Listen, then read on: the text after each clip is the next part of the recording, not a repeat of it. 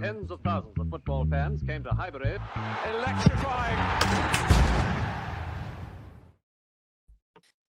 Yes, guys, and welcome back to the Unbreakable, the Unmistakable, and the Always Relatable. It was Rohan's fault this time. TCP Live, coming at you live at 7:34 p.m. every Thursday evening on YouTube, and available ad-free on YouTube memberships and Patreon. To the commenter last week, if you want serious tactical chat, this isn't the show. In the same way, you wouldn't watch the news on Channel 4 and go, why am I not laughing? And then The Simpsons comes on and you go, why is this not the news? I'm back with one up-and-coming tactical Rohan Jivan. I completely missed that last bit. You completely lagged out, unless it was me. Right. So basically, the Skyman's coming. You're good. You're good now. The Skyman's coming this week. He's going to put the internet in here, and then the end of the issues will have reached the end. That wasn't a sentence. I'm here with one of the best up-and-coming tactical analysts in the Arsenal space, Rohan Jivan. How the are you? streets will never forget. I hate tactical analysts. I hate it. Just hate it. But you can't I know. the intricacies of the Arsenal press. Yeah, and then not I expect know. people to. But I want to be known as versatile. Bit of a Tomiyasu. Can do it. Do ya? Yeah. Dinny. 4:30 a.m. South Korea. Dinny. What's the capital of South Korea? Seoul. Good man. Is it Seoul or Seoul? Seoul, isn't it? No. No. Less than you believe. Welcome back, everyone. Thank you for becoming a new member. EHB Purge became a YouTube member, and they can catch your rewatch of the Sunderland game, can't they, Rohan? Absolutely. A very optimistic, a very confident rewatch. Of course it is. Is it because it sells? Absolutely. Have you watched the Sunderland game? I watched the highlights. Good man. I was in Paris. I was having a romantic weekend with my girlfriend, and she said to me, "Do you know? To her credit, for her birthday, it was her actual birthday, and she said, I don't mind if you watch it." I was like, "No." She's like, "No, genuinely, I don't mind if you watch it." I was like, "No, I'm not watching it." I was in a wine bar and called you to find out your take on it because I wasn't watching, and I went, "Who's going to give me an actually good take on the game?" So I called Rohan. He didn't pick up. But I did wish her a very happy birthday, though. I wished her a happy birthday, and that's all that happy matters. birthday. Happy birthday to my girlfriend, whose name I won't reveal. Can I ask you something? Go on. What are your thoughts on Paris? Enjoy it? I really like Paris. You're not a fan? I'm going to get a lot of hate. Do we have any I didn't enjoy Parisian... Paris when I went there. I didn't enjoy it. Why not? Well, I went with my family. So I went with my mum and dad, my brothers. And yeah, I mean, it just... I don't want to get into the actual intricacies, but it just wasn't very pleasant. Would people accuse you of being, let's say, racist or perhaps another ist if you gave your opinions? No, not in that sense, but it's the sense of what I received and what we received. Oh, I see. Okay. Yeah, I didn't like it. I was joking. I didn't mean that to go that way. Well, to be fair, I wasn't clear at all. I was not clear at all. But yeah, I remember I went, and for me, I've been to a lot of places. That's the worst place I've been. Wow. Yeah. I really liked Paris. I thought it was a very nice city. I think I've prepared myself for going to places and seeing things that are kind of, incredible landmarks, and then just being like, well, that is just a big building. You know what I mean? I think sometimes people go to these places and go like, oh, it's just a gets a Big Ben. It's just a clock. It's like, well, yeah, it's more about the history. So I really enjoyed it because I was looking deep. I was on Wikipedia, just looking up why they built the Eiffel Tower and stuff like that. I had a great time. That's good. So one of my big aims is to see all the wonders of the world. I really want to see the big ones. So the pyramids. There's the one I need to see the Taj Mahal. Still not seen the Taj Mahal. There's the steps in Peru, I think it is. I can't remember what it's called. Oh, the wonders of the world. Yeah, so you've got the Colosseum as one. I've been to Rome, but I didn't see the Colosseum. Really? Damn. The world are the Great Pyramid of Giza in Egypt. Yep. Hanging Gardens of Babylon in Iraq. The State of Zeus at Olympia. The statue of Zeus. I can read Olympia. Yeah. The State of Zeus. Sorry, these are the wonders of the ancient world. Yes, they're the ancient. There's the is it modern or okay, so the new seven wonders of the world: the Great Wall of China, Petra in Jordan, Christ the Redeemer, Machu Picchu in Peru, Chichen Itza in Mexico, the Colosseum, the Taj Mahal. what was the steps? The one in Peru, sorry? I missed that. Machu Picchu. That's it, Machu Picchu. Yeah, that's it. Yeah, and the Christ the Redeemer in Brazil. I need to see that. Yeah. Wenger's statue, says CC. Wenger's statue. That should be one of them. That should be Wenger's statue. One of the wonders. Nazari says, listening from Paris. I loved your city. I'm sorry Rohan's so rude about it, but I had a great time. Disneyland was good though. It was banging.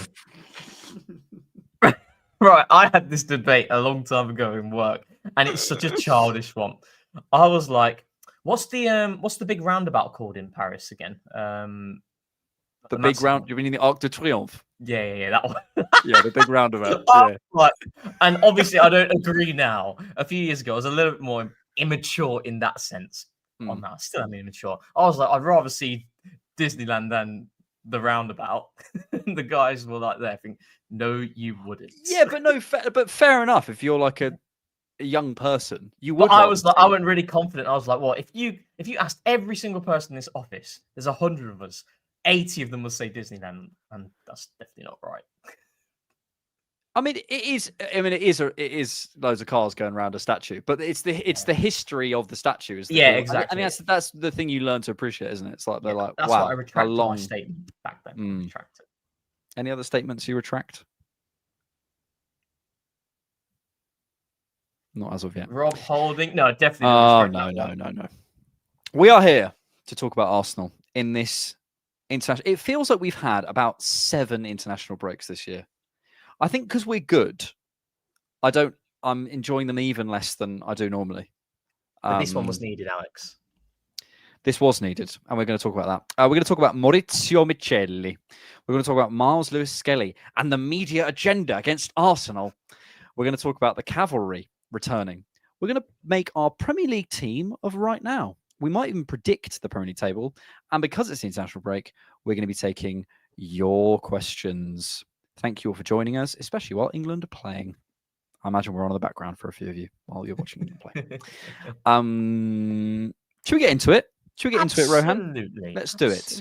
Let's do it. Should we start with the Miles stuff? Yeah, go on, Mr. Gary Neville. Apologist. No, you give me your opinion, sir. Not gonna lie, I think it's what is it? Was it that Sky Sports? It was one tweet from Diamond Chef, was it? I think was it from Sky Sports saying they understand that a few Premier League clubs are monitoring Miles Lewis-Skelly. It's nothing, though, isn't it? Really, it's absolutely nothing. I imagine they are.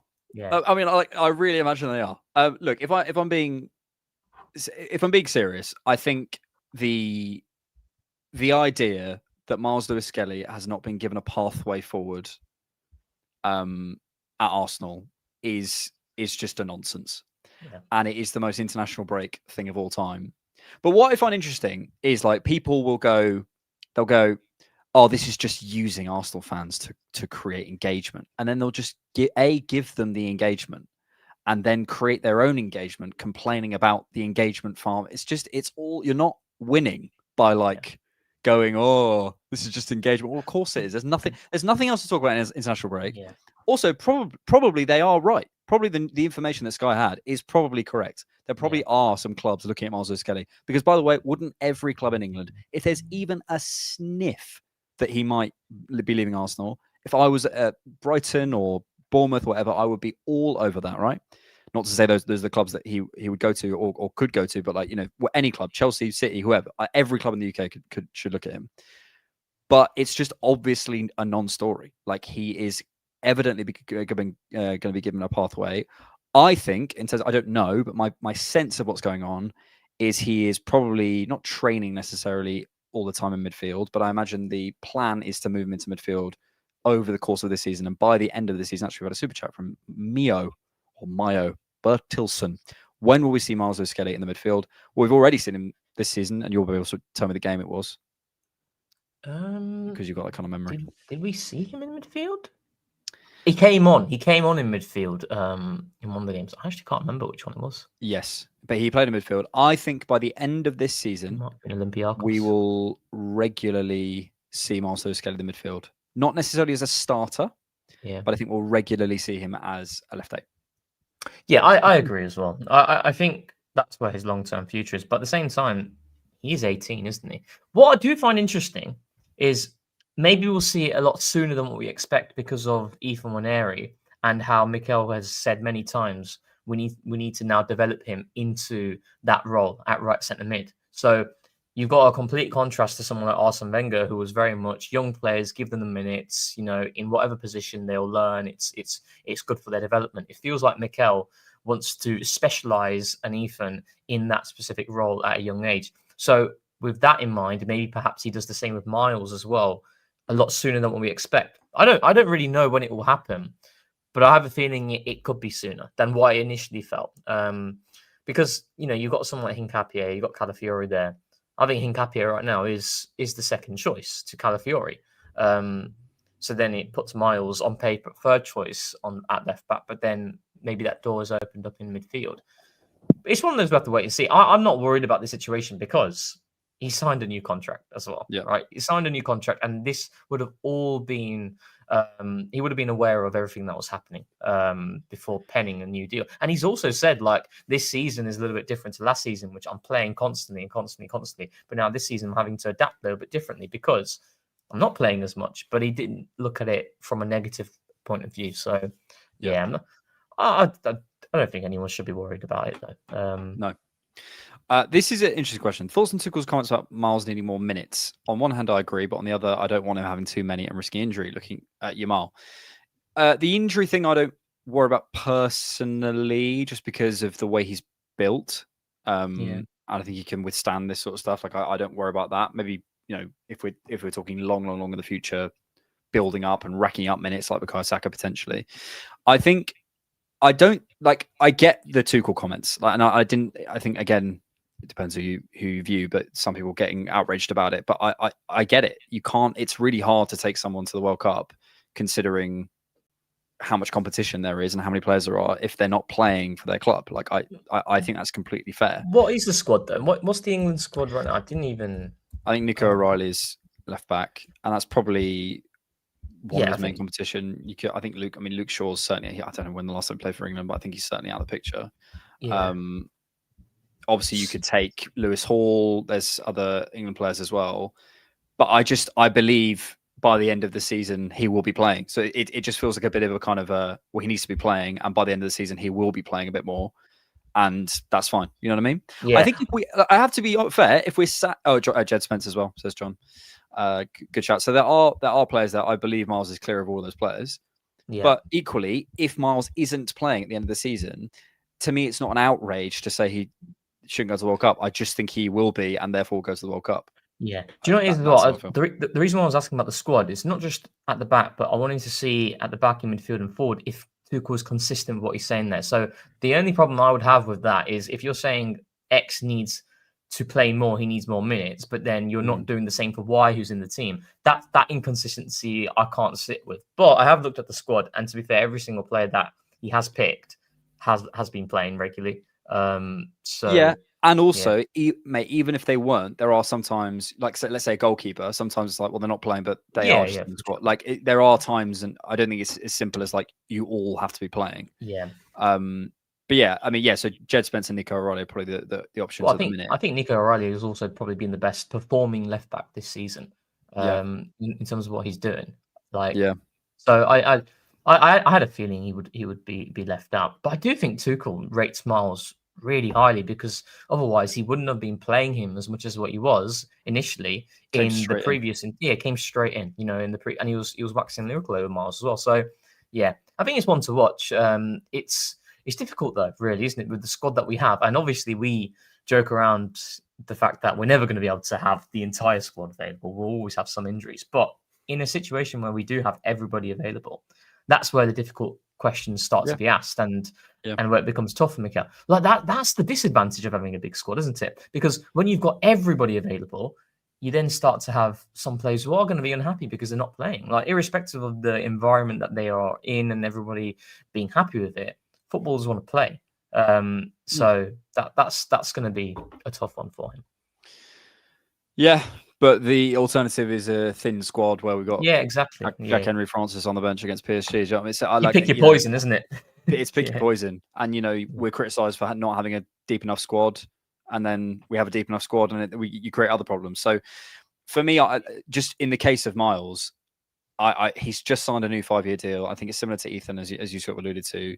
They're probably both adapting to new positions and different demands in those positions as well. Because it's very well to say to a player, okay, you're a youth player, you're doing a really good job as a left back, compared to here's what I want my left back to be, and here's how I want to develop you, and here's the new demands that I'm putting on you, and here's some expectations, and I actually don't want you to do this, even though it's against your natural instinct. There's a different thing, and obviously I have zero experience as a top level coach, but I can imagine that sense of sometimes you have a young player, let's say a winger, you don't want to overload them with information. They might have a great run on the squad based off some confidence, but at some point you say, okay, I do need you to start doing these things that are based in my game model. And that's when you start actually seeing the adaptation. And I think, I just think it's one of those things where I'm sure there was a conversation we had last November, October international break that has completely evaporated. I'm sure someone could remind me what it was, and it will evaporate by the end of the season. That's my feeling. No, 100%. And actually, the point about the demands and what's expected of X in the role. I mean, if you look at what Calafiori is doing now, to give you some insight into it, Calafiori didn't have a good game against Sunderland on and off the ball. So like on the ball and also defensively, he wasn't good. I didn't think he had a game at all. But what Calafiori does in the final third of his movement, and I don't know if you've seen, there's a comp that's gone around by Kimo AFC, and it looks at our left-hand side against Sunderland in the second half. I did see that. Yeah, and what Calafiori is doing.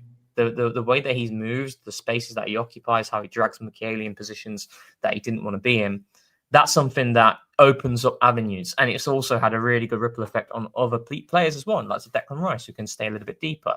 That's also facilitated by Zubimendi. So it's like, and with Miles, and I don't know if you saw the Trossard interview that he did about the differences between Miles and Calafiori, where he was like, oh, Calafiori, he struck a good partnership with him where it's become a little bit more muscle memory, where I don't need to look. I can hit that ball over the top after certain triggers, and I know he's going to be there. It's then about the execution. And then he speaks about Miles, where Miles likes to stay a little bit deeper. He likes to ride challenges by shielding the ball, and you can't get the ball off him in that situation. It's two different players, but like the way that Miles plays, as good as he has been, I don't think it unlocks as much as what Calafiori does right now at left back. So I think if you look at the depth, those charts that were coming out about how deep Arsenal are facing opponents, or how deep opponents are setting up against Arsenal. I think Calafiori is probably an informed Calafiori right now is better suited to that situation. But there was times last season where Miles was the key, wasn't it? Absolutely, exactly. It's different situations. It's great to be in this position.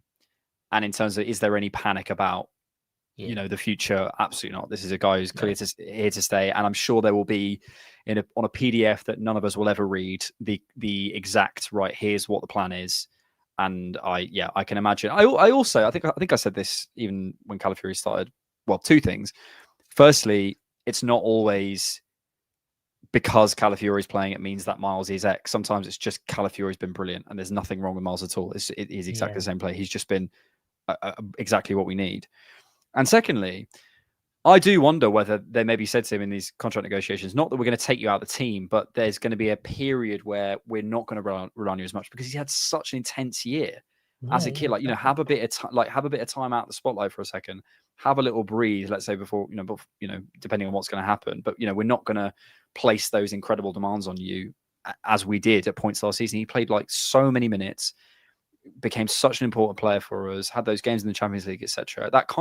He can handle it, but no one can that's not the same thing as it being the plan. You know what I mean? That's a different thing. So you do have to look after young players, and I can't imagine in Mikel's dream world, even though he handled it, the plan was for Miles to play that many minutes last season. Absolutely not. Yeah. The Phil Foden integration is a good example. Like managers want to integrate you slowly because it's less risky. So look at someone like Rico Lewis as well. Like someone like Rico Lewis at Manchester City. You know, that's an example where you see a play in which, you know, started playing a lot, but then his minutes have been handled a little bit more differently. And that comes also with Man City buying other players as well who have came in. You know, the likes of, you know, Matheus Nunes has become the preferred option at right back as well because of his form and his consistency recently. And I think with Miles, it's like, you know, I still think when we look at some key games this season, our toughest on paper test in the Champions League so far has been that game against Atletico Madrid at home, you know, and Miles started. So it's like he's still playing him. He's still playing these games. It's just the volume of games is perhaps not what people hoped for. But there is a lot of context there, and again, I reckon he starts against Bayern. I think there's a chance that as well. Yeah. Well, certainly you're looking at those 3 games. There's no way we're going to be picking a settled 11. So there's a big strong chance there. Yeah, for sure. No, we'll look back at the end of the season, and again, we'll look back at what was he, 18, 19? Yeah, we're still an 18-year-old playing 3,000 minutes or whatever. So it's, you know, it's just international break, isn't it? Quickly on Bradistani, just to round this off. Thank you for the super chat. Are MLS minutes dependent on Nelly form and availability?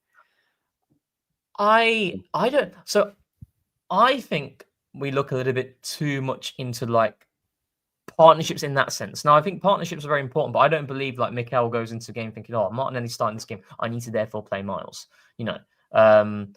Although I think naturally the balance will be a lot better when you think of things like that. But I think he's very much of the mold in which we can change the winger, but I still want my left back to play to give him the time and the continuity to be embedded into the system and the demands, etc. So I don't think Mikel's ever going to be that type of coach who's just going to chop and change depending on what winger we've put out or what right central midfield we put out, what left central midfield put out. Although sometimes that could perhaps impede the balance. But I think he looks at it very much more of the idea of, you know, we've seen Calafiori be available every single game this season, and he started every single Premier League game this season, you know, irrespective of who's played on the left-hand side.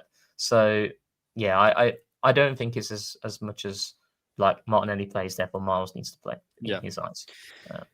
Yeah, I think it's always an interesting question coming up. I think it's always about looking at the opponents and what we think they're going to do, and more about that than necessarily settle partnership. I'm sure that comes into it. You know, if you think you can achieve the same thing with, let's say, Nkapie, Calafiori alongside Trossard, but Calafiori and Trossard have that partnership, you probably go with Calafiori and Trossard if it's a straight swap. But it's not. You know, there's availability, there's form, there's wingers that people even stuff like I've played against him before, and I know his weaknesses. Things like that you can't necessarily account for. So I think.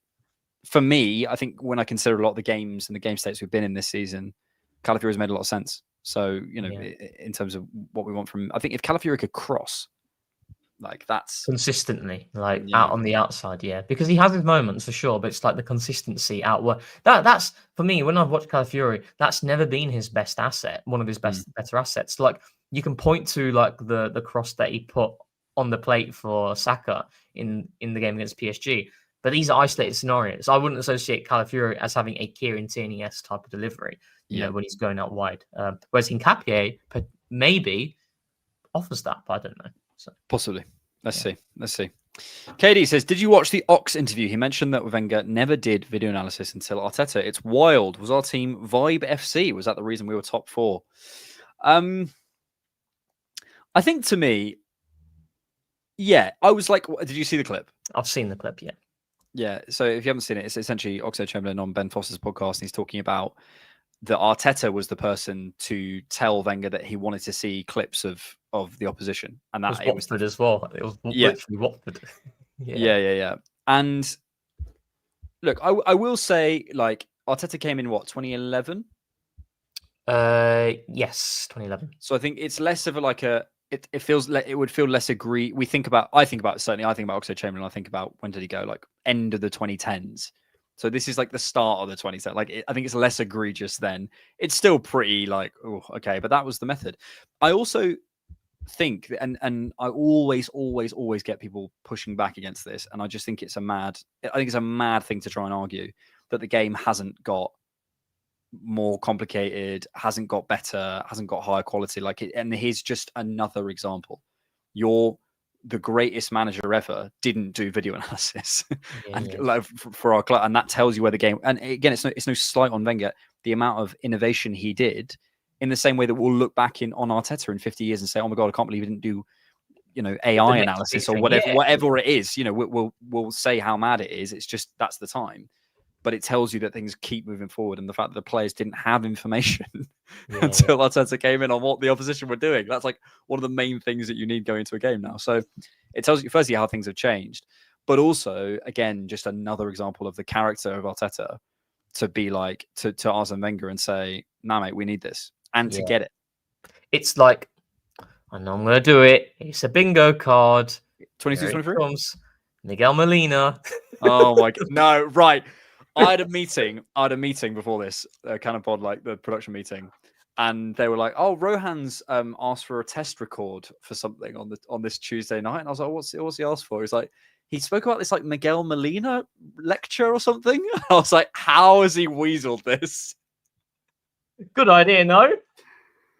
How have you weaseled it?"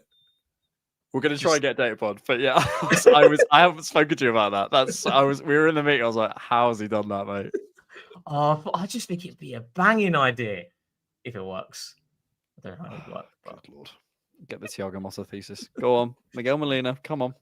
But he said in his thing, like, we have like habits and like game habits in which don't change. But then what does change is the situation. And the situation arises by who you play. Goodness me, my voice went there. But that's what it is. It's like I think with Wenger, it was kind of like, I need to be the protagonist. I need to be the protagonist. It doesn't matter what the opposition do. And that worked for such a long time. But then as the game became a lot more tactical and became a lot more precise, you then had other teams being able to bridge the gap and finding ways to exploit you. And if you don't consider them, then it can become costly. And like, imagine in today's game now, even though we have the talent that we have at our disposal, if we did not do video analysis of the opposition, we would not be as consistent. We just wouldn't be. Like, it's just where the game has gone. And what I do think with Mikel, though, is he seems to be someone who is always looking at new trends and new things to implement in his model. So it's not someone who, I think, even if there was another big innovation, because he's still very early in his coaching career, he would be adapting to that as well. So being ready to combat that sort of turbulence that could happen. He spoke a little bit about AI the other day. Let me try and find it. So he spoke about, here we are. Oh no, hang on, sorry. Here we go. Yeah, we've developed certain things in our opinion, can help us to understand ourselves better and evaluate what we do and what we can improve. And then we will explore using it in many other areas of the club. He was asked on AI being unable to replicate the skills required to deal with players on a personal level. He said, if it's reliable, it can help with injuries for sure, but always without losing the sensitivity and feeling and following your gut. We are dealing with human beings, and that's an aspect that so far it is not able to replace so far. But again, yeah, that probably is the next leap forward in terms of AI analysis of certain things, or like how people use AI to manage clubs and manage contracts. And I'm sure there'll be loads of stuff that comes out in the next 5-10 years about how AI has revolutionized certain things, and that'll be the next thing. But I always think it's like, AI right now, there's probably a gap of 50-60% between those not using it at all and those using it, and and the things you can get. Everyone does sports science. Everyone thinks about opposition now, so that those are the smaller gaps, and you can still close those gaps. But in AI, the gap's going to be much bigger. But yeah, I just think it's I think on the Arteta thing and the clip that Chamberlain did. By the way, Chamberlain's going to be an amazing pundit. I've always said it. I said it since day one. He's going to be an amazing pundit because he speaks so well, and he's such a nice guy. He's a good speaker. Yeah, like it's great, and it shows that he's always, as you sort of alluded to, has always been slightly ahead of things. And I think I'm right in saying, I think he's mentioned before that there are people at the club who like just give him stuff to be like, this is the trends in other leagues. This is like, It's Miguel Molina. It's Miguel Molina. Well, There he is. There he Your is. boy. Yeah, And yeah, you need that. You need that. absolutely. Because like they there's so many hours in the day. In the same way in which I struggle to see how people can have an opinion on X, Y, Z in every single league, Europe's top 5 leagues. It's the same for these coaches. Mikel Arteta does not have time to watch Bundesliga, Union Berlin versus Hertha Berlin. On And Yersin Mosquera. Do you know what I mean? He's got to watch him. yeah, exactly. So these are the people around him at the club, and this is why he always says about, I need to be surrounded by the best people, the best minds, etc., because that can allow him to think of things in ways that he's not thought about before as well. Yeah. So yeah, absolutely. it's gonna be fascinating. And then whatever the next big breakthrough is, and then we'll get a 60-year-old Mikel Arteta, and there'll be a podcast in. How many years is that? 25 years of, Max Downman's son going, and I was in the change room and he said, we can't use holograms. What? Imagine the next big revolution is no goalkeepers. No goalkeepers? Yeah. Or like automatic goalkeepers that only let the goal in if the shot is higher, if the post-shot XG is higher than the XG. Oh my God, we're going to be having some out in the games. I think that's when we've just got all pack it in. It's the Opta Premier League. It only counts if the post-shot XG was higher than the XG. Oogie Boogie says, hi, I'm on Arsenal blackout until North London Derby. I love you though. We love you too, Oogie. Thank you for your super chat. Right, it is time. It is that time, Rohan. For thumbnail check. Therapy. We have 10 things to find. A ball, a Stanley mug, an Invincible trophy, Win the dog, Saka photo, Bubbleheads, Arsenal cushion, Arsenal mug, Arsenal colouring book, and Arsenal pen. We've got the colouring book. So, colouring book there. Yep. By far the greatest boyfriend the world has ever seen. I'll take that. That's nice. I hope Ford was talking about me there. Bobbleheads up there. That's a Saka photo, I think. Yep. There's Win the dog. Trophy, Win the dog. Arsenal Stanley. Ball. You looking quite upset. Yeah, you look like I don't know how he's done you on the side. What are you wearing? What are you wearing? Why are my legs? Your legs folded round. Is that even possible? Arsenal pillow. I think we found everything. What was it? Yeah. Found the ball, found the mug, found the Invincible trophy, found Win, found Saka, found the bobbleheads, found the cushion, found the mug, found the colouring book, the pen. But I don't know if there is a Rohan. Oh, the pen. Where's the pen? I love that these are getting more and more complicated every week. Pens. The pen is like Where's Wally level, isn't it? Yeah, this is crazy. Right. What we giving that, Rohan? Giving it a 9. A 9? Think of the effort that's been put into this, the getting all the items in there. You're looking fantastic there. I'm looking like, I mean, right now I do have some. I'm not going to go there, but yeah, you do have some constipated. Looking constipated there. So what do you mean you're not going where?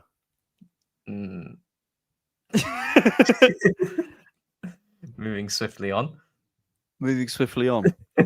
What do you think we're talking about in our therapy session, Rohan? Well, you're the therapist. You tell. Actually, no, I should tell you. Really, shouldn't I? No, that's the point. Is you? Yeah, I should tell you. That's the whole point.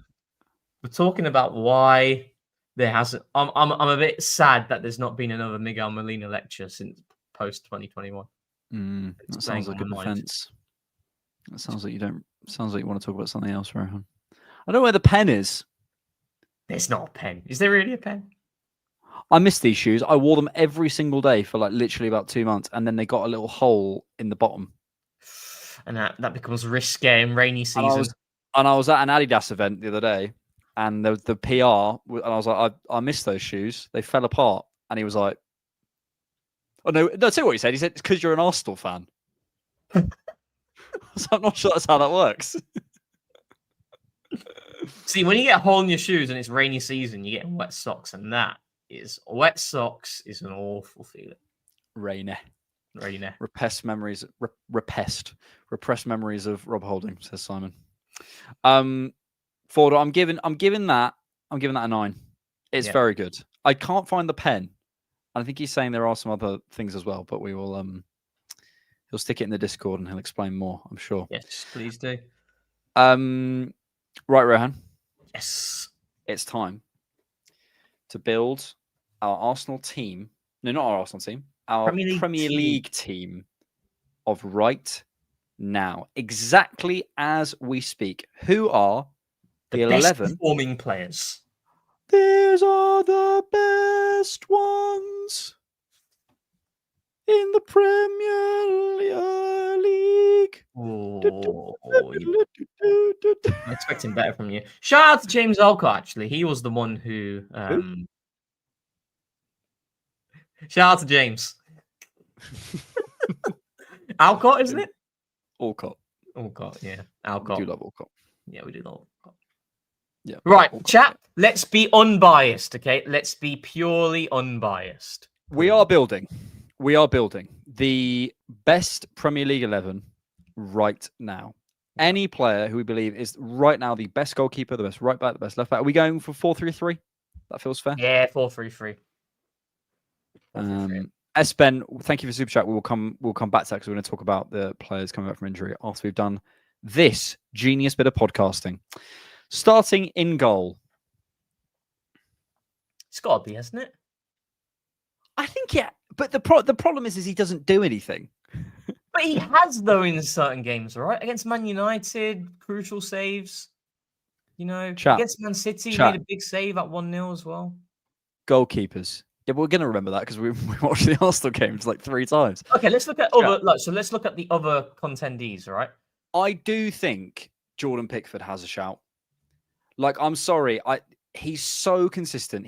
I'm not saying I'd put him in. I actually don't think I would, but I think he's like top 3 for me. I think Jordan Pickford has been brilliant this season and has been brilliant consistently. I've probably watched 1 game of Jordan Pickford this season. That's because you're a casual who knows nothing about football. Tell you what, yeah, that's it. The from Nazari, he's been good. He was someone I had in mind. Nazari. Yeah. Who's that? The chat from the chat. Oh, sorry, I wasn't on the chat. I was like, who's Nazari? Robin Rowe from Sunderland. Yeah, Robin Rowe from Sunderland. Yes. Okay. Yeah. Right wing will be interesting, says Billy. But Billy, stay present. We're doing goalkeepers. I think Nick Pope's had some clangers this season. In terms of post-shot XG per 90, the numbers are favouring Dean Henderson. Yep. Guglielmo Vicaria. Yeah, he's Senna Lamans, who by the way, I did my due diligence on before I did a Wonder Kid 11 on Sky, and I was bang on. Just so you said him. Yep. Because his numbers in where was he before? Not Amsterdam. I don't know. Wales. Not Amsterdam. Anderlecht. Amsterdam's not even a club. His numbers at Anderlecht were just so crazy. They were like ridiculous. Sample size small though, isn't it? Right now with him. Yes. Even for the Dubravka looks good. Bart Verbruggen looks good. Robin Rose is looking good. Pickford for me. Yeah, just in terms of the team he's in. I'd give it to Raya. I genuinely would. And trust me, I'll be more unbiased as this goes on. I think David Raya's been fantastic. I think it probably is David Raya, though. Yeah. Yeah. It's either him or Roof. Is it Roof? Robin Roofs. Yeah, either between him or even Donnarumma. Donnarumma's had he had that stinker, one of the goals against Bournemouth, didn't he? The one he just flapped on. Yep. So yeah. Should we start up top so we don't look we're biased? Yeah, because I was about to go to right back and then just picture it. But I want to talk about right back actually. Yeah. Okay, let's go number 9. I think it's kind of undebatable that it's Erling Haaland. Should we be more clean and actually change the colour to blue? Who would be your? Yeah, shall we? Let's do it. Yes. Let's do Who that. would be your second pick at number 9? Probably the Brentford striker, Thiago. Thiago. He's looked good. Yeah. He's looked good. Not just the numbers, but he's been decent. Second top scorer actually as well. I think in the league. Yeah. So, yeah, I think so. I did think Ekitike was looking really good up until his dry spell. Yeah. Who else? I mean, Waldemar was Mateta's- always looking good before. Mateta. Yeah, Mateta. Yeah. Mateta's up there. Probably would be Thiago actually. Yeah. In terms of who's hottest right now, but I mean Haaland's on what 14 goals. It's just absurd. Robots. Have you seen his YouTube channel? 11 games. Yeah.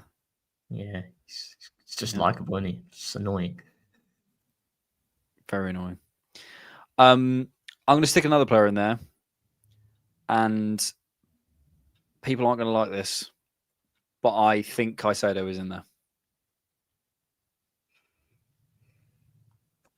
You don't like that, do you? But then who misses out? We're going to keep him there for I don't now. know. I don't know, but I think Caicedo has to be in the midfield of the current best Premier League 11. But we're talking about Right.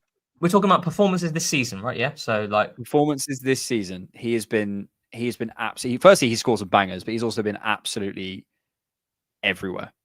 Saka just scored a screamer. We were podding last time when Saka scored a screamer as well for England. Maybe we should just keep. Right, I'm sorry, guys. I have to go see this. Same. I refuse. Like we're pausing the pod. Let me have a look. Cool, we'll have a look. We'll have a look. Oh, come on, Of course, Twitter. we'll have a look. Come on, Twitter. Who's got the goal? Just gonna type Saka. Saka. God's sake. Here we go. Oh, it's nice. What's nice? Yeah, it's a nice little first-time volley. Let's have a look. Yeah. Is it a slice? I need to see a different angle. Maybe there's a little bit of a slice in there, but we take It's a bit of a slice. We take it. But we'll We take it. absolutely We'll take take it. it. Yeah. We'll take it. Right, back to the pod. I'm happy with that as a spine. Can we? Are Like, you not? we can just chuck some players in there, like, and then we Yeah, can play yeah, around. Yeah. I want to Yeah. throw an Elliot Anderson in there. I was about to say Elliot Anderson. Yeah, let's just chuck some names in. I mean, that's what we can do. Chuck some names in, and then we'll figure it out after. Yeah. That's a good idea. What number is Elliot Anderson at? Oh, I think he's 8. Is he? I think he is 8. Yeah, he's 8. Yeah. Oh, he's asking to be subbed. God's sake. Who is? Saka. Oh, for God's sake! Nah. See, this is why now I'm completely demotivated to do this pod. If that is the case, chat. You're joking. No, you're joking. No. Let's stop the pod again. We're stopping the pod. I'm going to the group chat. No, it's not. No. What is it? It can't be. I'm seeing he's injured everywhere. God's sake! Wait, this is the problem. Who's saying he's injured? My sources. Why are you spreading disinformation? I'm not spreading this. I'm telling you what I'm seeing. Unless.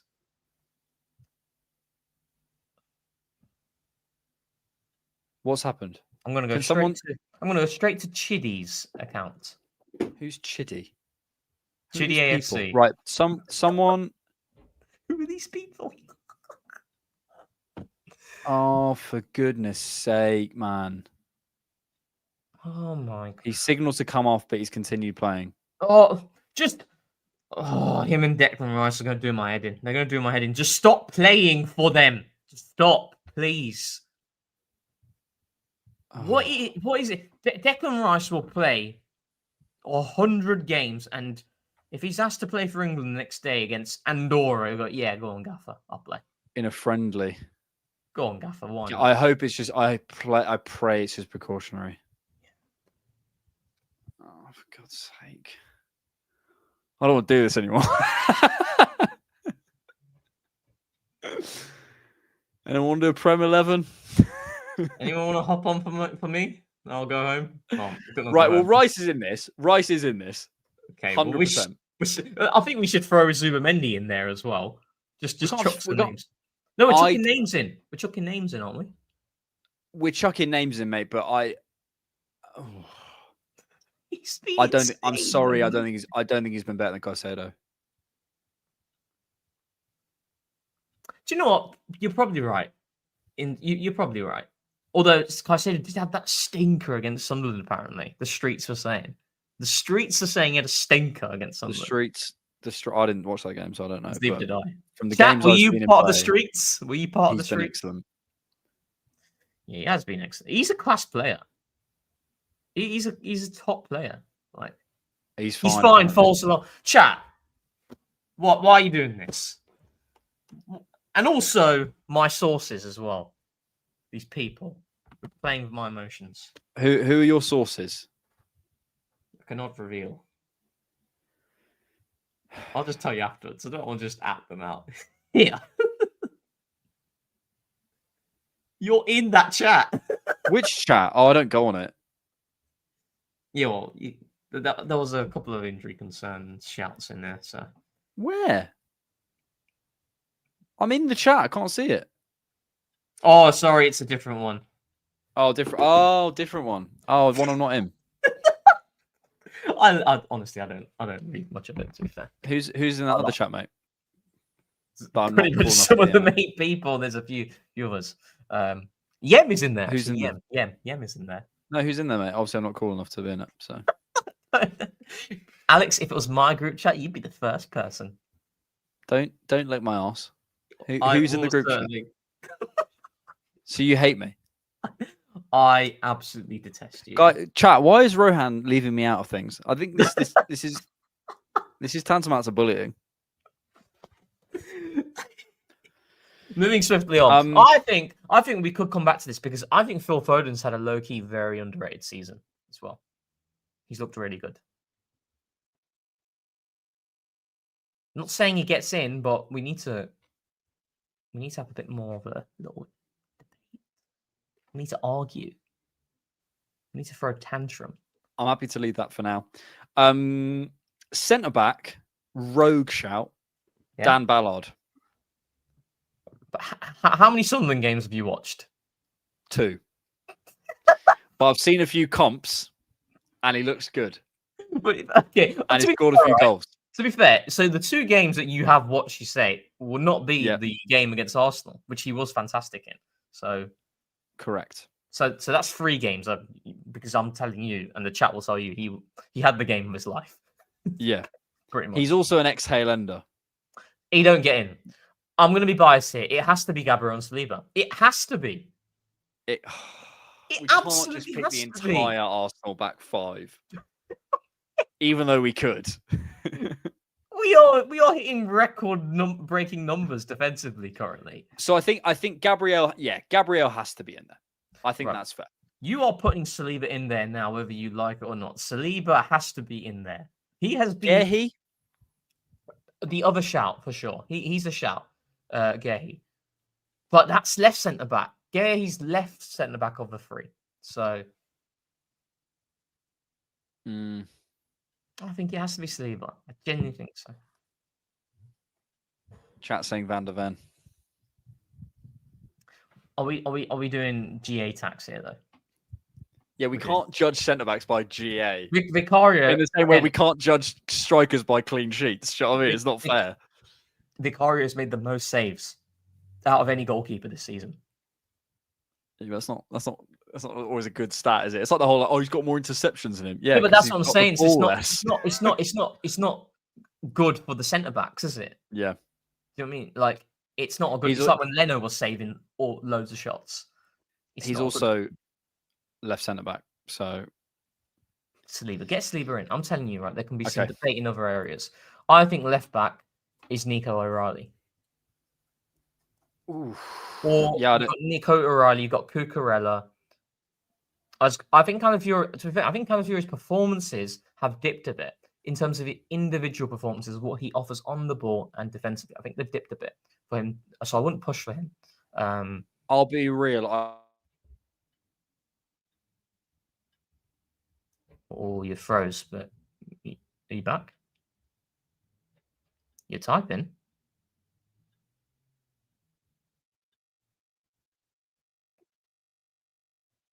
I'm gonna stay silent until you come back, Alexander.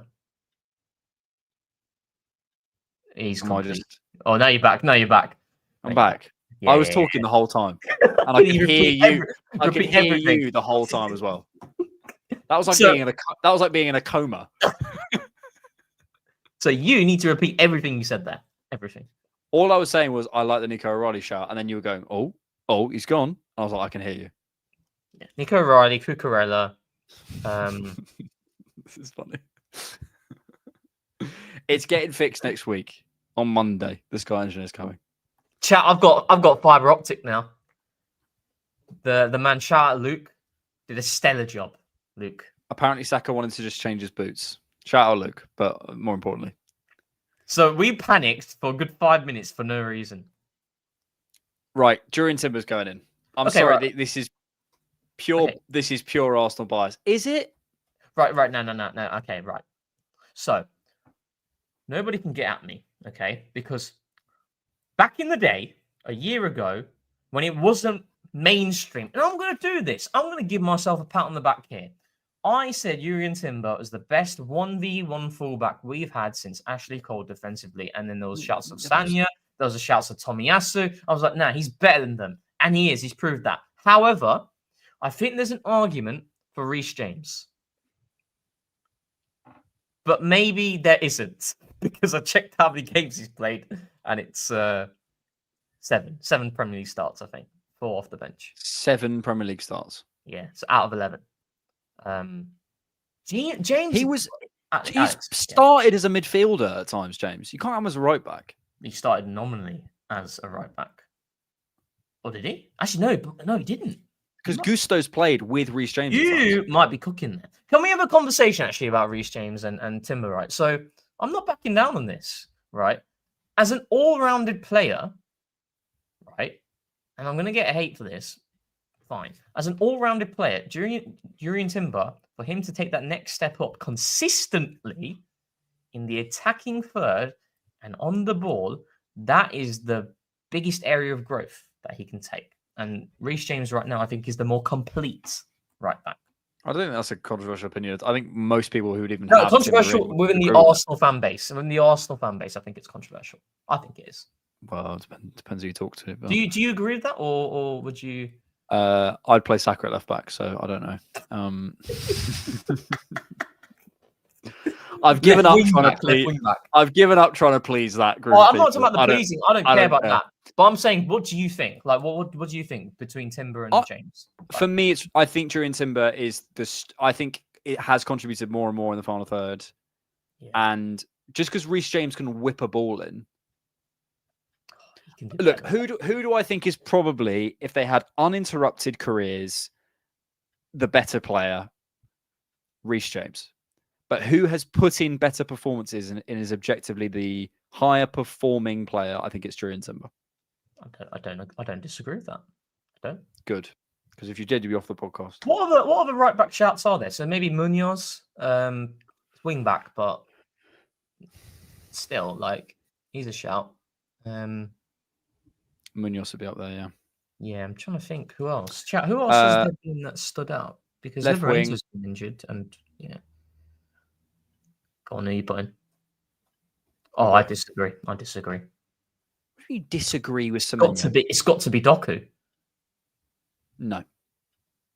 It has to be Doku. No, it's not. No. Doku had a brilliant game against Liverpool, obviously, and was excellent. He was excellent against us as well. He also had a decent game against what's the faces? Man United. Antoine Semenyo at Bournemouth has the second highest GA in the entire league. Yeah. At Bournemouth. Yeah. In the entire league, 6 goals, 3 assists. Jeremy Doku, let me tell you where he is in that little list there. Jeremy Doku is 34th with 4. Semenyo's had a... I think he's been performing better this season, personally. I do think Doku has been. Semenyo is in the inferior team to Man City He's not surrounded by as many good players. He's the main man. He's the focal point of Bournemouth. I am a Bournemouth fan, AL. You're absolutely right. Oh no, Do I'm you know a what? Madrid fan. There's an argument there. I do think Semenyo has, and There is an argument, and the argument is that I'm right. The Bournemouth point that you make, though, about like the turnover of the squad, the amount of changes that Iraola has had to endure, for sure. I completely hear that. I didn't make that point, but that is a good point. Thank you. I do think, though, I think he's tailed off a bit. And again, there is the context there. I just think Doku's been insane this season. And I think he is very much, he's doing, like Doku on paper, you look at him, you think, this guy has the makings of being like ridiculous. And now this season, he's starting to show it a lot more on a consistent basis. I think the point about the fact that he's only scored 1 goal in the league for what, I think a year or whatever it was, is fair. So maybe I'd concede slightly. But I think Doku's, I think we should put a poll on this one. What, Doku or Semenyo? Yeah, I think Semenyo might edge it, though. Do you think there's technical aesthetic bias here going on? No, because I think Semenyo is good to watch as well. I think Semenyo is great to watch. Shoot off both feet. I love it. Man. He can beat a man. He carries ferociously. Ball striking is sick. Hang on. Strong in the duels. Yeah, I think Semenyo's mustard. Semenyo, Doku. I've started a poll in the chat, and don't do this thing where you all just vote for Rohan's pick because because you want to get me or something. Oh. I think you win this one. I'm currently winning 83% to 17. Well, what's the sample size? 23 votes. Oh, really? Oh, fair. That's 27 votes. Come on, chat. Keep going. It's slightly swinging. Is it? Really? The argument for Doku is there is no argument. 81%, 82%, 80% to 20%. Oh, to Semenyo? To Semenyo. Fair enough, yeah. You can stop the poll. Right, I've cooked. How happy are you right now, Alex? How happy are you? Even look what I'm called on the chat, by the way. Wait, hang on. How do I get rid of the way you do this poll? Slagging me off. There. Look what I'm called. I can't even see. Where? I called myself the dictator. Oh yeah, because I accept my role. I accept my fate. Authoritarian, Alex. Authoritarian. But I think with Semenyo I've cooked. Right wing. This is hard, actually. My shout. Purple. Is Big Bunda. What? No, he's not. Mbeumo. Yeah, I agree. I agree with that one.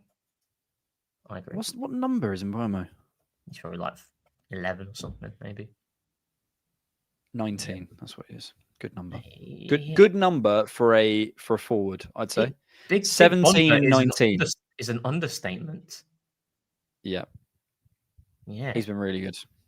He's probably United's best player. What other shouts are there for right wing? I'm happy with that team, and I think what we should do is go to the chat challenge and ask for challenge. Yes. As a reminder, chat, you put challenge, the word challenge, in all caps, or I won't, as your dictator, accept it. Move X to well, no, hang on. You need to say replace X with Y and give us your reason. So, for example, challenge, replace Caicedo with Zubimendi because he plays for Arsenal. Do you reckon we should do the worst performing 11? No, because that's rude. Nathan Piper's saying Mukiele over Saliba. Well, Mukiele's played a lot of right back, hasn't he? Right centre back with. Well, actually, have some of them been playing a back five all season, or are they just switched up against? I think they switched up against us and Chelsea. They switched up against Chelsea as well, and I think they did play a back five against Everton. None of you are adding reasons. Here we go. Day Spidey. Yeah. Anderson with Foden. Foden has been going under the radar with performances, and someone who plays for the 19th place team cannot be here. Do you know what? I like Anderson, but if you ask me directly for England, I'd play Wharton ahead of him. Oh, Xhaka as well. Yeah. Oh. any chance to put Xhaka in a team. I think Foden is a good. I did mention Foden. I think every game I've seen of Foden this season, he's been cooking, but his numbers have not showcased that. Yeah, well, he's in a slightly deeper role, right? Yeah, he is. Yeah, John McKenzie did a video on it about what City are doing this season. Okay. The midfielders and the wingers coming in, and then the fullbacks creating this double dilemma. Xhaka's a really good shout, to be honest. Every game, he played well against us as well. He played well against us. He schooled Caicedo. He schooled him. I also believe, apparently, in a thing called love. I believe that, for example, say a team are doing really well, say Sunderland do well, you have to have someone from Sunderland. I think it's unfair because otherwise you're basically saying, how are they doing it then? If they haven't got any of the best players, how are they doing it? Oh, have we gone very elitist here? I think we've gone with our Big Six agenda. No, that's what we've done. We probably have, Bob Anderson. Yeah, with our Big Six bias from it's literally that our liberal lefty institutions. And I was the one who actually called for Anderson, so I am not an elitist. You are, mate. And it's only because you live near him. You're not wrong. Not about 20 minutes away. Right. I think Caicedo should come out and Xhaka should come in. No, Caicedo's been excellent. There's no way he's been better than Rice this season, though. Well, I say no way. I didn't say he was. No, but then if someone's coming out, you're saying Anderson then. Well, then the balance is starting to get a bit. Ugh. I think it's got to be Xhaka for Anderson. God, that midfield is a bit flat. It's a bit techie, isn't it? It's a bit. It's giving me. It's a bit stale. Yeah. But we're not trying to create a functioning midfield. We're trying to create the best three midfielders in the league. That is true. Different thing. That is true. Challenge from Nathan Piper. Go on. Van der Ven over Saliba, monumental from defence and contributed a lot to Spurs in attack. Are we? Go on. I'm just going to have a look at his numbers this season. My issue is, are you going, because obviously he's left-sided, are we going with, because then you have to replace Gabriel, and I don't believe that. But we've just said, we're not caring about where they actually play. I suppose Xhaka is right 8, isn't he? just put Xhaka in the Erdegaard and Eze role now. Yeah, okay, maybe you have to set some rules here. Maybe Anderson needs to be in, because Xhaka, I don't think has been better than Caicedo or Rice. I just think he's been great.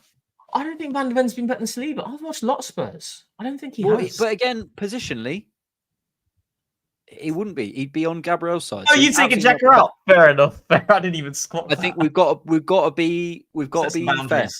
Set some boundaries. Fair enough. Yeah, we've got to set some boundaries in this game. Yeah. Challenge. Replace Anderson with Bruno Fernandes. Been consistently good for United, says Fandakini. Has he? No. I don't think he's been as good as last season so far. Am I wrong there? Chat, am I wrong? I've watched a fair few United games as well. Yeah, he just runs a lot. I don't think his impact has been as profound as last season. Let's do this. How happy are we out of 10 with that?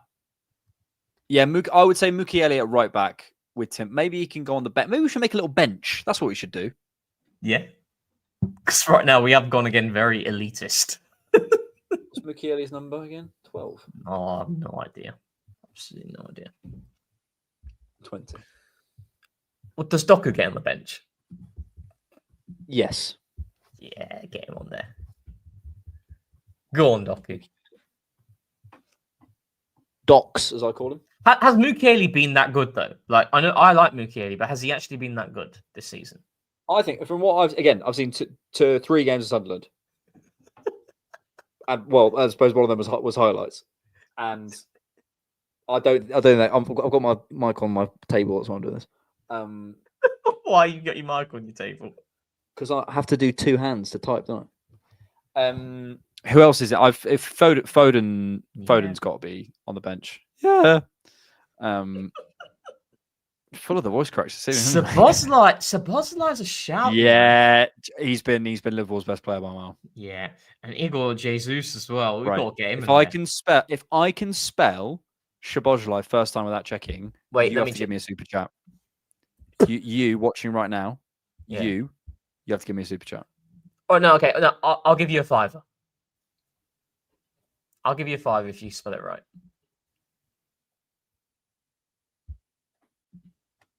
Can you spell it to me? I'm looking at a different tab. SZOBOSZLAI.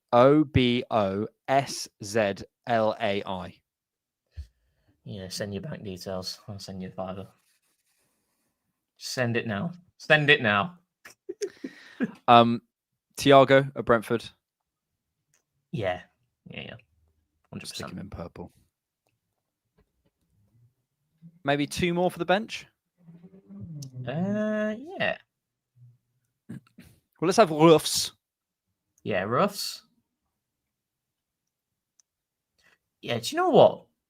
Maybe Fredge is having a point here. Maybe we do have to consider saves, From Ruffs. Yeah, maybe. Oh, he's 22. He looks good, doesn't he? You fancy him? I think let's do one more. Njai from Everton. Yeah, he's in my FPL team, actually. I like that as a shout. That completes my bench. What about? Can you see it? I can't see it. Hang on. Coyote. Right. Coyote. Is he the Brent? No, not the Brentford player. Yeah, the Brentford, the Brentford player. The guy does the long throws. How be so real. Right. Okay, Alex.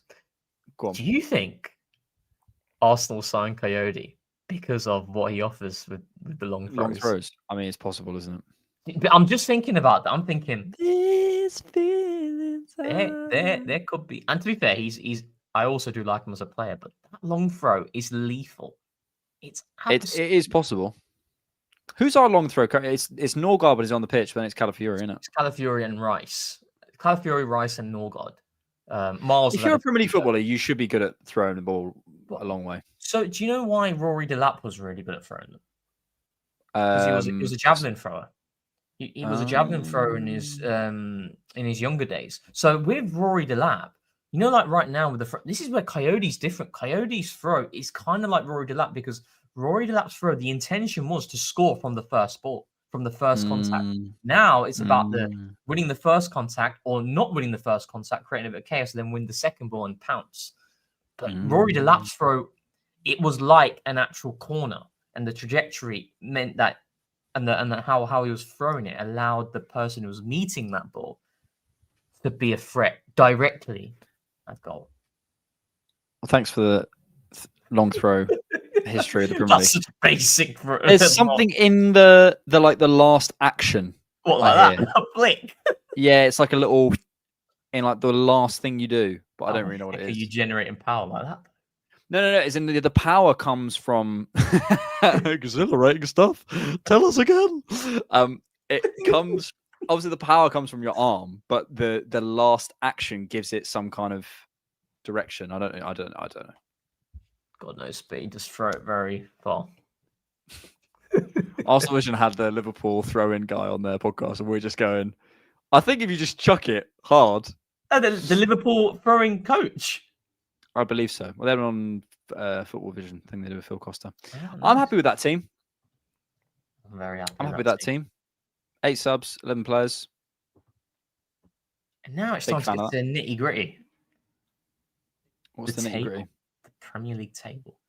I don't want to do that. I want to take people's questions because we've only got 20 minutes, and it's the international break, and we can predict the table anytime. And Saka scored a banger, and he's not injured. I want to take people's questions. We're going to give you 20 minutes on this lovely TCP Live to ask us questions. Aren't you lucky? Aren't you lucky that we're going to look at your little names on your little YouTube, and you're going to be a $5 richer come the end of this podcast? I am. I'm genuinely going to send you my bank details. I will be sending it. Don't worry. You're a man of your word. I'm always man of my word. Always. I've lost a lot of FPL bets over the years. It's absolutely infuriating. Yeah, Every single. I believe that. Vincent Zvolsky. How did Arteta not win October Manager of the Month? Yeah, Because that there was is a a joke. media agenda against Arsenal. Go on, Moneypenny. Tell us why he didn't win it. Because the media hate Arsenal. Because they don't like us. I agree. Yeah. I think more is expected of Arteta, if I'm being serious. Oh, that's just not how it works, though, surely. That can't be how it works. But like, I just think more is expected of. If that's the metric, I think that's. What more could he have done? Nothing. Sorry, Espen, we missed your super chat earlier. Who is coming back the strongest from injury? Gabriel Jesus.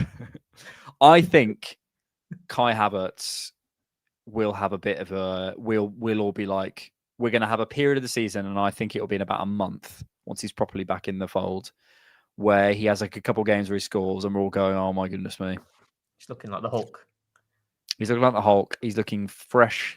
He's looking sexy. Can you hear that He's from my looking chair? fit. Well, do you remember the goal he scored just before? So the Man United game was the injury he endured, but the Bilbao preseason game, you know, when he ran through and goal, that was our final preseason game. I remember yelping on the train, mate. I'm telling you, we've not even seen the start of the Kai Havertz centre forward era at Arsenal. We have seen the start of it, but I think this will be the middle of the Kai centre forward. Well, the 2024 where we were operating at 100-point pace, he was absolutely fantastic.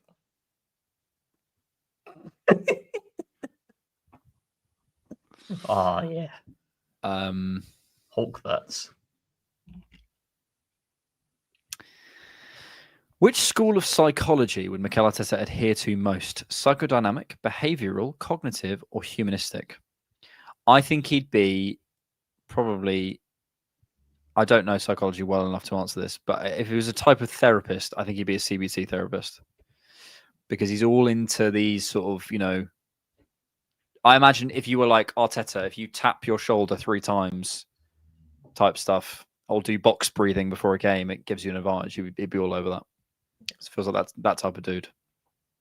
Feel like I don't know all of these, but like behavioral, I feel he's a behavioral type of guy. I think he acknowledges irrationality, and that's why he surrounds himself with the best people. So like, someone who, for example, if you look at Forest and Ange and not getting a set piece coach and kind of like being above set pieces, the picture that it's painted there, that's not something Mikel, that's an irrational approach, because I believe obviously as a manager there, he perhaps doesn't have the expertise within that facet of the game. Mikel probably doesn't, well, he definitely doesn't have the knowledge of that facet of the game as a Nicholas Jover does. That's why Nicholas Jover is here. And Nicholas Jover wasn't here as our first set piece coach. It was Andreas Georgeson, So I think he's very much of the irrationality and trying to prevent that. Because that's what behavioral economics and psychology is about, really. It's like, I suspect he wouldn't be. I don't imagine he's that interested in why people behave the way they do. I imagine he's just interested in the fact that they behave the way they do. Yeah. Which is not my interest personally, but that's fine. Because not everyone has to be me, because that'd be a bloody nightmare. Imagine if everyone was like me. Good Lord. We'd have a gazillion Bournemouth fans.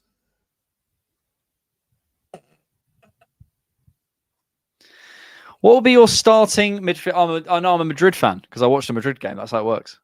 Think about it. Right. So the World Cup, are you like super invested in England, or are you a bit more like me? Like, I don't care who wins it as long as my Arsenal boys do well. I'm golden, absolutely golden. I want England to win the World Cup quite strongly.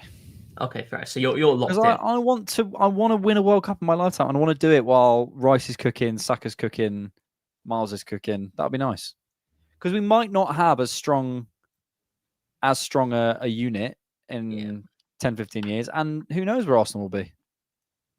Also be a bank holiday as well. In 15 years? No, as in like it would be a bank holiday. Like if England won the World Cup this year, there would be Oh, an I extra day see. off, be the parade and all that, I wouldn't thought you it? were just saying there'd be a bank holiday in 15 years. Probably, yeah, you're right. So Who you knows? you get extra day off, cheeky parade.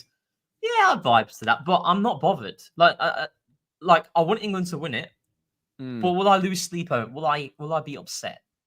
Nah, I wouldn't be upset. What's your dream scenario in the World Cup? It'd be for England to win it, But like Saka hat trick in the final or something. Saka like 10 goals. 10 goal in the final. Yeah, absolutely. I think England winning the World Cup with Rice and Saka starring would just make my life. Rice assist. Rice, right? Okay, we've got the picture here. Yeah. So Yeah. Ben White for Saka against Liverpool last season. Ball at the top. Ben chucking you out there. Rice getting you in there. You're doing that ball, and then Saka through and he scores. And then Saka sustains a little knock, but it's nothing. Just a little knock. Right? Why is bro manifesting Saka injuries? No, let me land. Here's my dream scenario: our best player gets injured. No, let me land. Right, let me land. Right, let him go. He lasts a knock that lasts for a day, right? Just a day. So he's recovered immediately. But Madueke has to come on, and Spain, we're playing Spain, equalised in the dying embers. Declan Rice sustains a little knock. He's back. He's back the next day after.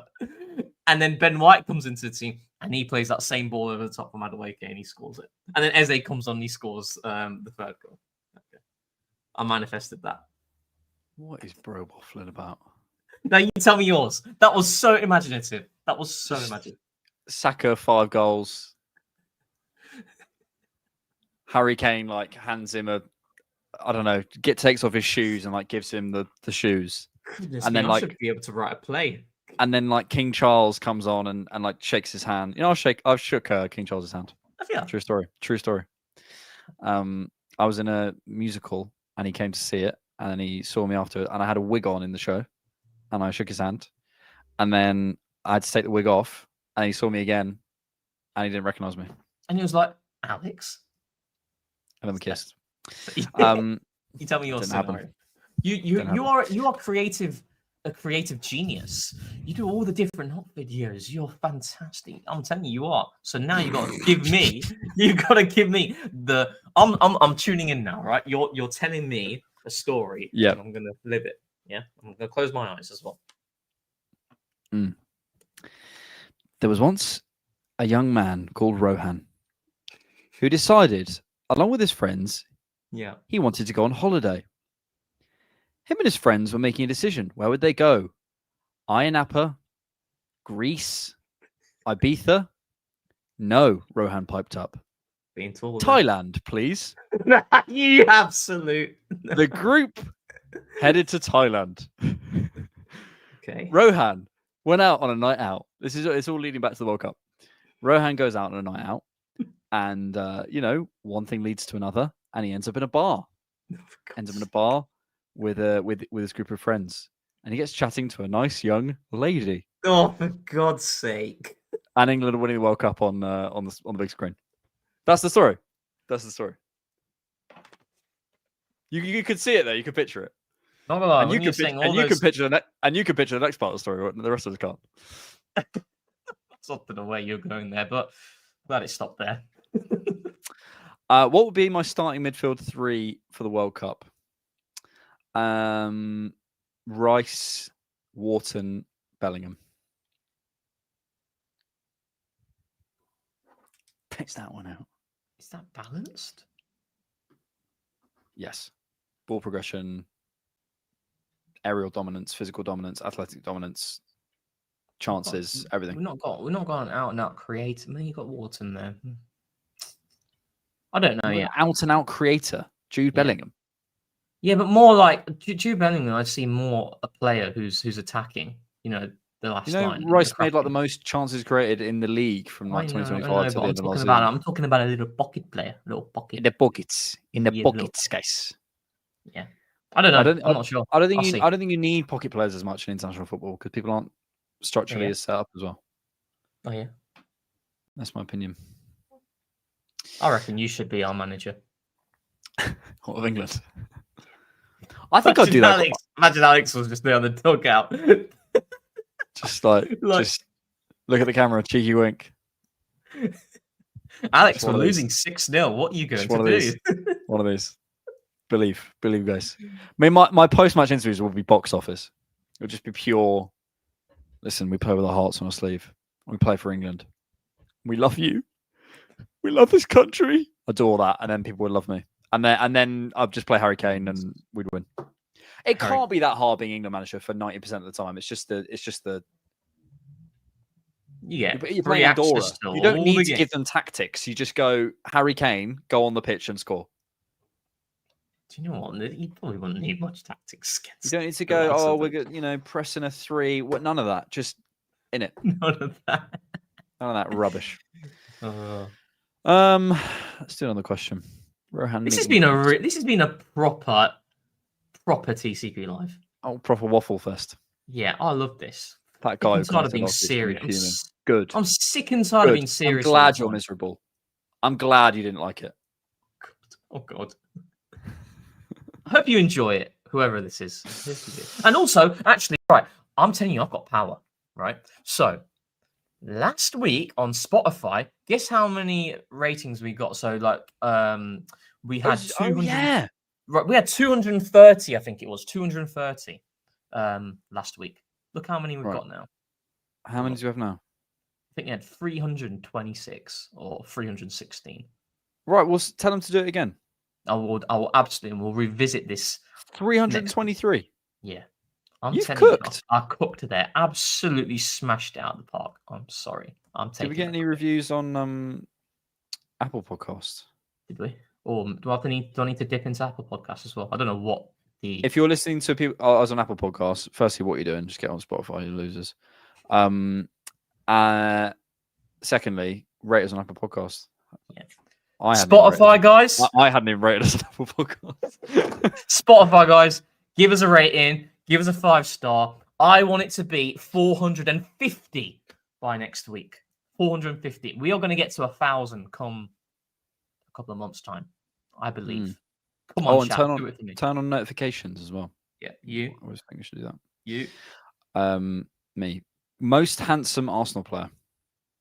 Okay, all right. What are you doing with your tongue there? Oh yeah, that was bad timing. In that mouth now immediately. Yeah, it's bad timing. All right, it's giving summon. Oh, if is oh yeah, not right. So we've got a pretty handsome group. Pause. Do you know what it's like? So a few years ago when we signed Declan Rice, we'd obviously lost Granit Xhaka. So people are like, oh my God, we lost Xhaka. We've lost the staple of handsomeness. But then we brought Declan Rice in. Do you think there's a lot of football. Would Rob Edwards have the jobs he's had if he wasn't so good looking? Now, what really... I think this is an underrated aspect of football that people don't talk about. Pretty privilege. It's a thing. It must be operating in football. And if we want to be good analysts, we have to talk about it. And I think there are players who get by with more because they're good looking. Now, with Rob Edwards, do you know what really annoyed me, right? And I could feel the diehard Luton fans' pain, right? In which they're getting slapped up every single week. And do you know what the admin does on X for Luton? He's just got Rob Edwards doing his post-matcher. 1,000 quotes. It's just, yeah. Nothing about the game. It's just about Rob Edwards. Masking over the carnage that's happening actually on the pitch. It's not good. And he's at Wolves now. And Wolves, they're looking dead and buried. You're going to see Rob Edwards, post-matches, those quotes, going to be flying off. This is a good point from Dan. I think Harry Kane would be considered, if he was more conventionally attractive, he'd be considered a better striker. And I know we're doing a bit of a bit, but I'm being serious now. Like I genuinely think there's pretty privilege. 100%. I'm not sure. I don't know. I think it added to Henry's thing, like the fact he was good looking. Rooney, great shout from Carbide. I think we'd have a bigger legacy if he was better looking. 100%. I think Rooney's looked upon really. Mate, the amount he won, what he was saying, like some people wouldn't even put him in like top 10 Premier League players. It's ridiculous. That's not Rooney's. No, he tier one. is. Yeah, he is. But like, yeah. I'm telling you, if he looked like Xhaka, he'd be. Yeah, maybe it's the case of Rooney. Oh, are we being mean now though? Or I don't want to say. Probably, but... I don't want to say names. It's going to start getting very mean because No. I think there's a lot of players in which perhaps aren't on the paper. What everyone does their best, exactly? Don't they? Absolutely. Everyone does their best, and we all try our hardest. Have you got word of the day for us? Vincent asks. I do not have word of the day. That's Paul. Let me think. Which opposition player winds you up the most? Says Sam's hit now.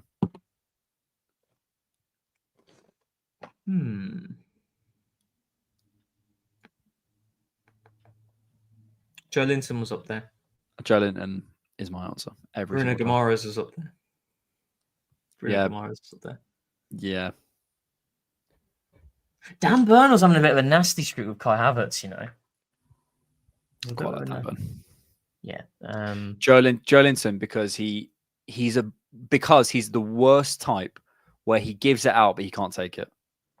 Yeah. I actually don't mind Bruno because I think he can take it a little bit. He's a proper he's a wind-up merchant, but I think he can take it a little bit. Joe Linton, if you touch him, it's like, oh, bro. Bernardo Silva annoys me. Actually. Good shout. I was just gonna. Bernardo Silva is a great shout in the chat. Yeah, Cucurella. I'm not too. That thing when Trossard threw the ball at him and he fell over. Oh my goodness. He's got a little bit of a nasty streak to himself, Bernardo Silva. Yeah, he does. You can see it sometimes in his interviews. You can see it. You can. It's like I wonder what you've actually said in the dressing room because there's times where you're saying we weren't good enough, but the way he's saying it, you're like you said something in the dressing room. Yeah, no, I buy that.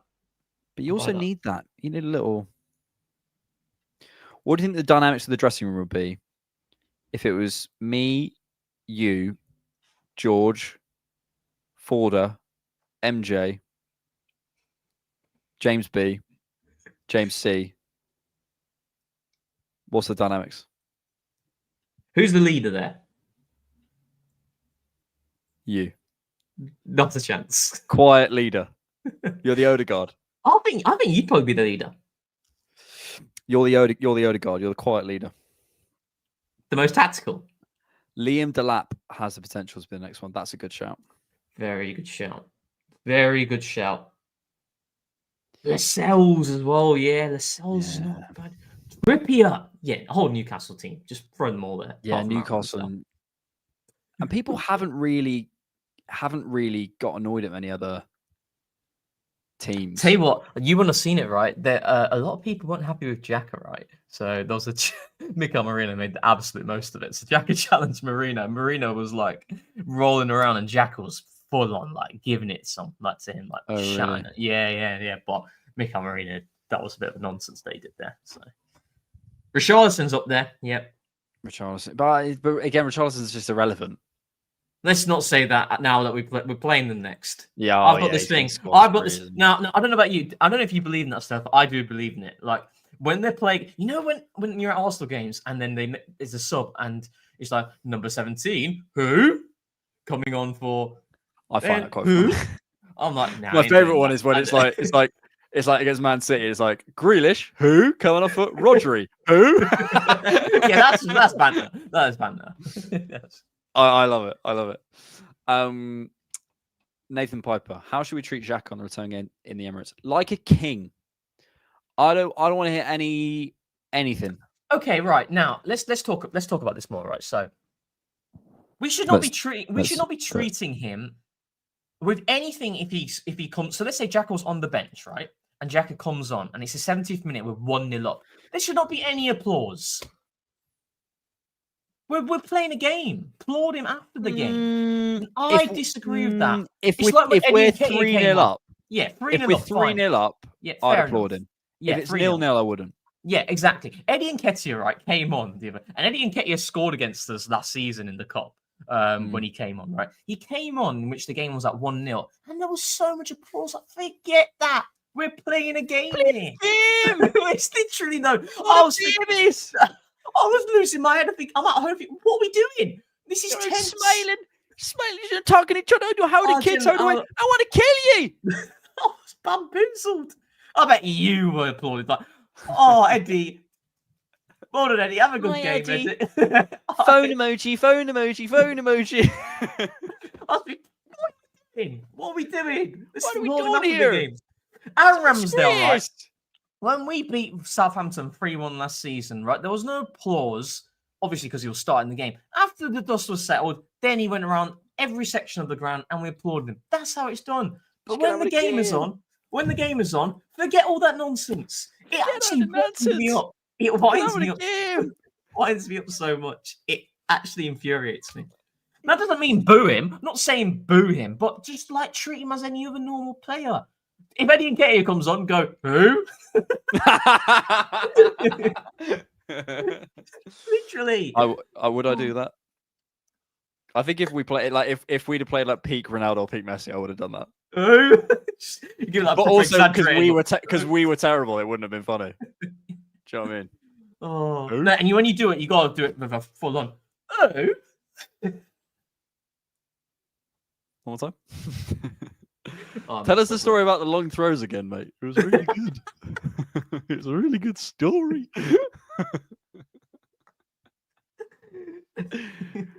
No, so Rory Delap, he used to throw it very far, and now it's not about the first ball; it's about the second ball. Oh my god! Right, we should end it there. Although last week it was Celebrity Traitors. Is that good? I've been told to watch this. Goated. Except I went to the toilet and I made the cardinal sin of taking my phone out, and someone had texted me who had won. So I had, and actually I haven't said this to my girlfriend, and she'll never know. I knew who won, and I had to pretend that. I was like, oh really? That's a nonsense. How's he won? Or she? Or they. Yeah. Thanks everyone for being here. We appreciate you joining us on a Thursday in an international break. A particularly waffly TCP Live, but you know, we have fun and we love you, our regulars. We know who you are. Why did you do that accent? Why'd you do that? Good question. Fear of intimacy. You do that, and I'm not clocked on. I'm not clocked on. Fear of vulnerability, maybe. Okay, fair enough. It's an impression I think I picked up of Joe Weller, who was my favorite YouTuber as a child. Oh, really? Was he?